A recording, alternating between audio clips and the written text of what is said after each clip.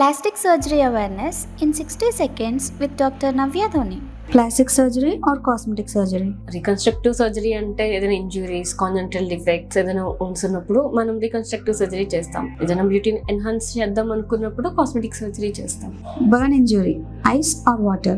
Ice water use చేయకూడదు, మరీ cool water use చేయకూడదు. నార్మల్ రన్నింగ్ వాటర్ యూజ్ చేసి దాన్ని కూల్ చేయాలి. Scar cream or surgery?